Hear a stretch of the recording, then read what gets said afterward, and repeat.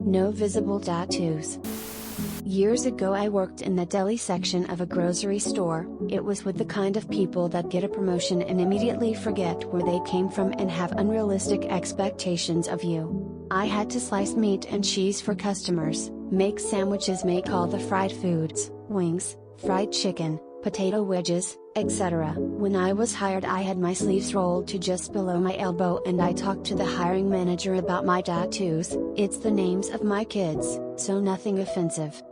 Anyway, about a year after I'm there they decide that tattoos and piercings are against dress code. Anyone with piercings had to take them out and anyone with tattoos had to cover them up. Since my tattoos go down to my wrists I asked if that went for me as well, because I am handling people's food all day, and if my sleeve gets dirty I don't want it near someone's sandwich or something. They scoffed at me and told me that I should have thought about future employment when getting my tattoo. So I figured I can't break the rules, so I won't. The next day, as the main bosses of the store were walking around, I had my sleeves down to my wrists, but I was making fried chicken so my shirt was soaked in chicken blood all the way up to my elbows. We had to cook 3 boxes every morning, about 150 pounds of chicken, and I was halfway through the 3rd box. When they yelled at me to stop what I was doing, I just innocently asked, "What's wrong? Can you see my tattoo?" They didn't answer me. One just stared mouth agape, and the other looked like he was trying to set me on fire with his mind. So I said, "Well, if Therese nothing else, I'm almost done here, and I'll start making sandwiches."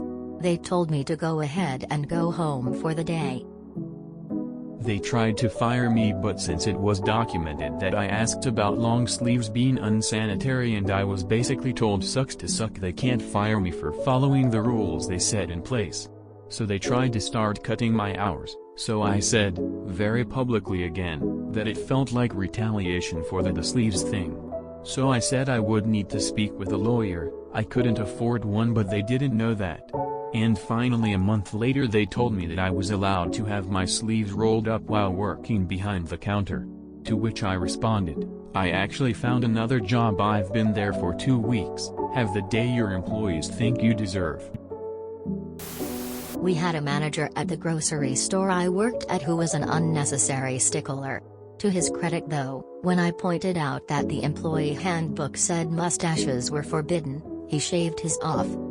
The guy with the tattoos was fine, no rules about that fortunately. A friend once referred me for a position to work at a large recruitment company many years ago and made it through 2 rounds of elimination and was offered a position pending the onboarding process with HR where documents would be signed to make it official. The woman I was supposed to onboard with at HR told me I would have to shave my beard and cover tattoos. Covering tattoos was not a problem as I'd be wearing a suit, but I told her that I would not be shaving my beard. A day later the job offer was rescinded citing lack of cooperation with company policies. I immediately combed through their LinkedIn and screenshot a picture of every guy who worked there who had a beard. I also managed to get a few screenshots of people in company group pictures who had visible tattoos. I compiled it all into one document and sent in a complaint to the hiring manager and was sure to CC my friend in on the email, who happened to be losing out on a referral commission she would have been paid for me landing the role. Turns out there was no company dress code. That woman just had a chip on her shoulder and tried to impose her beliefs about people's appearance and religion on anyone she could. The job was offered to me again, but at this point I had already accepted another job I was also interviewing for at the time. Last I heard she got fired for trying to pull bogus power trips on other candidates. I worked at a dementia nursing home for 5 years, and throughout that time we had a permanent manager. In ours, maybe 1.5 years of that time kept quitting, not turning up, getting fired, and one only lasted half a day. So most of the time we had some temp manager who even she rarely showed up or answered calls. One of the short-term managers lasted maybe 4 months. decided that jewelry and later having tattoos on display were not allowed. For starters, the jewelry rule was tweaked very soon after she implemented it, as the morning after saying no earrings were allowed, one of the residents came up to her and ripped one of her big, dangling hoops out of her ears. No staff would dare wear more than studs in the job. When we had the meeting about tattoos had to be covered up, which was very unpopular.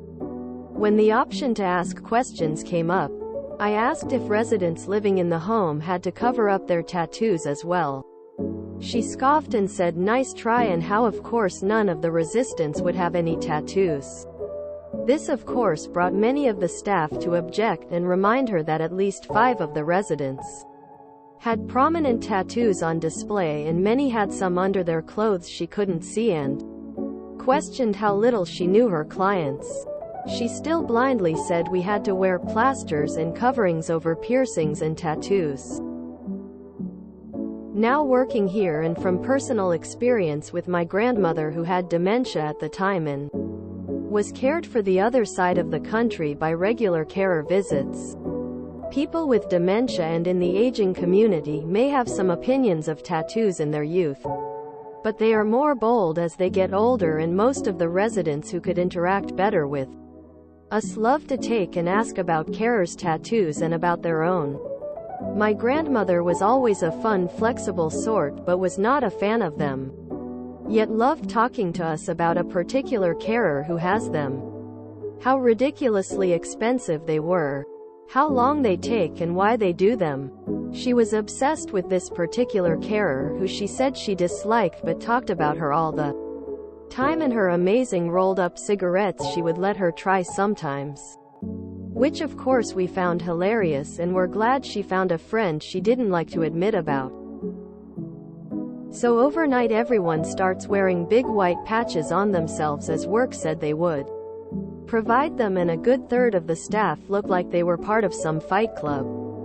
This caused many residents to be wary of some, and when the visitors came they immediately complained about how ridiculous the staff looked, and priority should be how they do their job, not what they look like. Some of the residents even worried about theirs and complained they were not covered up. Lasted less than a week. Similar story from my brother. Back in the day he worked as a host at a restaurant chain in the US who had a no piercing policy. Bro had his eyebrow pierced. They wanted him to cover it with a band-aid on shift. So, okay, they provided neon blue band-aids. A simple eyebrow piercing turned into a much more visible 4-inch neon blue band-aid across his face. I work at a hospital that does have piercing and tattoo policies in their dress code, but my manager doesn't enforce it at all. She's tattooed and pierced herself, which is something they were aware of when they hired her on, but they still hired her. Our sister unit, we shared a manager when they were still trying to hire one for our floor, is a stickler for the dress code and a bit of a micromanager. She would have people with tattoos have to cover them and bandages over piercings or masks. If the piercing was nose, lip, it's no wonder her staff is trying to transfer from her unit to ours now that we have a manager of our own. Our manager, when asked about the policy, one of the first topics to come up when she introduced herself, says that in today's culture tattoo, piercing restrictions are severely outdated and should be eliminated. And I fully agree with her. We're not unskilled labor, having had to get degrees for the work. The pay is good for a lot of the people under her. It's not only unskilled or low-skill jobs that have a lot of people with tats and piercings. Businesses should be updating their dress codes to fit the mores of today. And I say all this as an old fart with no tattoos and minimal piercings. Guess this was a while ago. Good luck finding people without tattoos to do these kind of jobs today. Any minimum wage job that still prohibits visible tattoos is going to suffer under that hilariously antiquated mindset when it comes time to hire staff. And not only is it outdated and needlessly restrictive, I've found that employers who ban tattoos are the worst people to work for. Massive red flag that their other rules are going to be insanely restrictive for no reason. Obviously. Facial tattoos are inappropriate word, graphic tattoos are another story. A coworker I used to work with had sleeve tattoos, but worked in IT, so long sleeves were not an issue. Until the blood drive. He could not pull his sleeves up far enough so they could get a good line. So they asked him to pull off his shirt. He did. Apparently. He also had a giant tattoo of Jesus and Satan as race car drivers, with Jesus giving Satan a thumbs up. Quite the sight in the break room blood drive area. You should have arranged for someone from the local health department to watch you prepare chicken with long sleeves. My manager gave a big speech with slides about how important it is to adhere to the dress code, including no unnatural hair colors, and singled out the only member of staff with pink hair. She also stressed the importance of not having more than one stud earring in, and definitely no facial piercings. I don't know how the hell she stood there and said all that while wearing a nose ring. My colleague and I went out and got our noses pierced a week later. Not a word was said.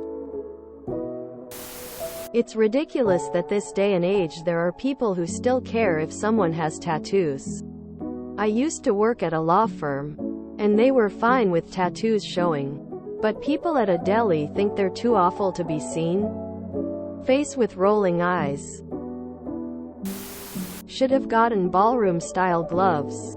Oh, or the sleeve gloves farmers get for dealing with cows, horses.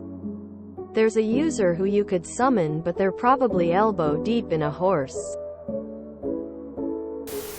The only good reason to restrict piercings, or any jewelry, is for safety. Like if you're working with machinery that could catch on it. Tattoos should never be an issue unless it's something blatantly offensive to the majority of people, like symbols associated with hate groups. I think a lot of the restriction is just power-tripping management. I worked for a bank, F40 at the time, in the corporate trust department in the 1990s. And had added to my butterfly collection over a long weekend.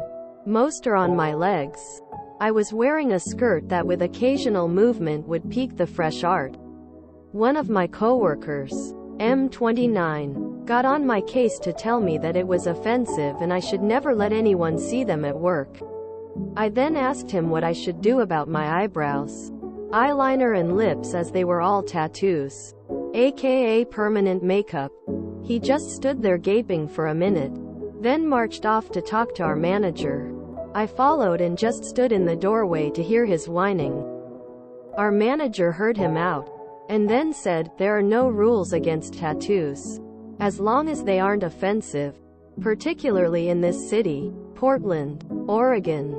I really enjoyed his fish expression. I actually found another job. I've been there for 2 weeks. Have the day your employees think you deserve. This is probably the best "screw you" I've ever seen. When I worked at UPS, in a locked office with no face-to-face customer interaction, they decided that visible tattoos were no longer allowed. However, they decided to grandfather existing tattoos, and only tattoos acquired after December 2012 had to be covered. I have a largish tattoo on my left bicep that I got in 2006. Sleeveless shirts were allowed for women, as long as the straps were wider than 2 inches and there was no visible deodorant. So one day I was wearing a sleeveless dress that showed my tattoo. Instantly my manager took me into a conference room and said that my visible tattoo was not allowed. And if I didn't have a sweater, I had to go home and get one. I happily told her that my tattoo had been done in 2006 and was not subject to the rule. She said there was no way that was the rule because it made no sense. I then forwarded her own email announcing the policy. To her credit, she apologized, but the rule was kept in place. UPS also does not allow any facial hair on men except a mustache. I had a coworker whose hair grew very fast. He'd often have a 5 o'clock shadow by 1 p.m. Depending on the manager, he was sent home to shave again. He finally started bringing shaving cream and a razor to work, because we were hourly and they would not pay him when he went home to shave. It was insane. Again, this was a locked office building with only email and phone contact with customers. I made a post here a few years ago about the saga of the three-toe sandal rule. So one of the best local doctors in my area has full sleeves and tattoos on both legs. I know because one weekend he came to see a patient in the hospital, wearing a t-shirt and shorts, carrying his motorcycle helmet, and all of his little old people patients absolutely love him. Back in college I applied for a job at Radio Shack. They had a strict dress code including no tattoos or piercings plus no long hair for guys, which I had. The guy said they required a corporate appearance from their employees. Of course they only paid minimum wage, so I suggested if they wanted corporate appearance they should pay corporate wages.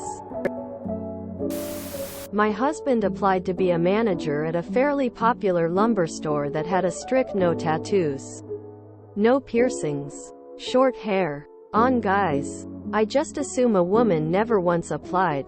No facial hair policy. He has tattoos and a beard, and in the interview they told him they might be able to get him a pass for his hand tattoo, which at a glance just looks like a birthmark, not a tattoo. But the beard was a non-negotiable, and if offered the job he would have to shave and wear long sleeves to cover his other tattoos. At a lumber store full of construction workers for customers. I've inspected a lot of active construction zones for mortgage companies over the last 6 years.